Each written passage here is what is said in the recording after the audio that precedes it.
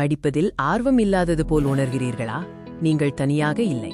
இந்த சவாலை சமாளிக்க பலருக்கும் சிரமமாக உள்ளது. பள்ளி அல்லது கல்லூரி படிப்பில் உங்களுக்கு ஆர்வம் இல்லாவிட்டால் நீங்கள் சோர்ந்து போக தேவையில்லை. ஆர்வத்தை எப்படி ஏற்படுத்துவது மற்றும் திறம்பட படிப்பது எப்படி என்பதை பார்க்கலாம்.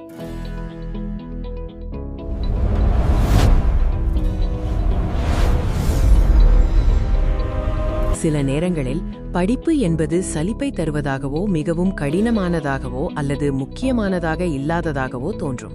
இதற்கான காரணங்களை புரிந்து கொள்வது அவசியம்.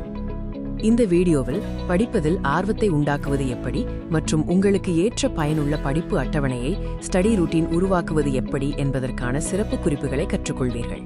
முதலில் உங்கள் படிப்பு ஆர்வத்தை எப்படி தூண்டுவது என்று பார்ப்போம். இது ஒரு நாளில் நடக்காது, ஆனால் படிப்படியான மாற்றங்கள் உதவும். பெரிய இலக்குகளை அடைய சிறு சிறு இலக்குகளை நிர்ணயிக்கவும். ஒரு நாளைக்கு 30 நிமிடங்கள் படிப்பது அல்லது ஒரு அத்தியாயத்தை முடிப்பது போன்ற எளிதான இலக்குகளுடன் தொடங்கலாம். இது உங்கள் தன்னம்பிக்கையை அதிகரிக்கும். விளையாட்டு முறை மூலம் கேமிஃபிகேஷன் படிப்பை வேடிக்கையாக மாற்றுங்கள். நண்பர்களுடன் சேர்ந்து படிப்பது, புதிர் விளையாட்டுகளை பயன்படுத்துவது அல்லது இன்டராக்டிவ் குயிஸ்கள் மூலம் முயற்சி செய்வது போன்றவற்றை செய்யலாம்.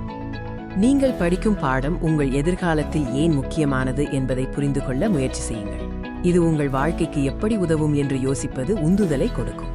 உங்கள் படிக்கும் இடத்தை அமைதியாகவும் சௌகரியமாகவும் கவனச்சிதறல் இல்லாமலும் வைத்திருங்கள். ஒரு நல்ல படிப்பு சூழல் உங்கள் கவனத்தை மேம்படுத்தும். அடுத்ததாக, அதிக செயல்திறன் கொண்ட ஒரு படிப்பு அட்டவணையை ஸ்டடி ஷெட்யூல் எப்படி உருவாக்குவது என்று பார்ப்போம்.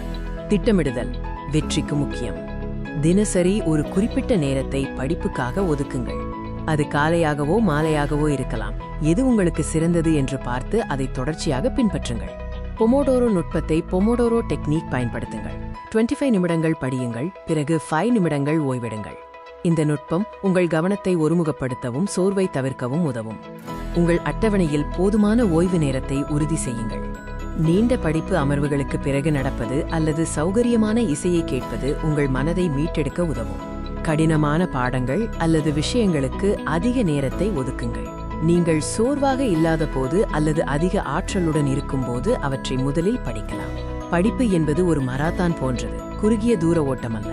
பொறுமையுடன் இருங்கள், சிறிய வெற்றிகளை கொண்டாடுங்கள், மேலும் உங்களை நீங்களே பாராட்டிக் கொள்ளுங்கள். போதுமான தூக்கம் மற்றும் ஆரோக்கியமான உணவுக்கு முக்கியத்துவம் கொடுங்கள். ஒரு ஆரோக்கியமான உடல் மற்றும் மனம் மட்டுமே திறம்பட படிக்க உதவும். உங்கள் முன்னேற்றத்தை அவ்வப்போது கண்காணித்து தேவைப்பட்டால் உங்கள் படிப்பு அட்டவணையை சரி செய்யுங்கள். எது வேலை செய்கிறது, எது வேலை செய்யவில்லை என்பதை தெரிந்து கொள்வது அவசியம். படிப்பதில் ஆர்வத்தை உண்டாக்குவது மற்றும் ஒரு படிப்பு அட்டவணையை உருவாக்குவது உங்கள் கைகளில் உள்ளது. இந்த குறிப்புகள் உங்கள் பயணத்தில் உங்களுக்கு உதவும் என்று நம்புகிறோம். இன்றே இந்த குறிப்புகளை பின்பற்ற தொடங்குங்கள். நீங்கள் நினைப்பதை விட மாற்றம் சாத்தியமே. உங்களுக்குள் இருக்கும் ஆற்றலை கண்டறியுங்கள். இந்த வீடியோவை பார்த்ததற்கு நன்றி. உங்களுக்கு வேறு ஏதேனும் கேள்விகள் இருந்தால் கீழே கமெண்ட் செய்யுங்கள்.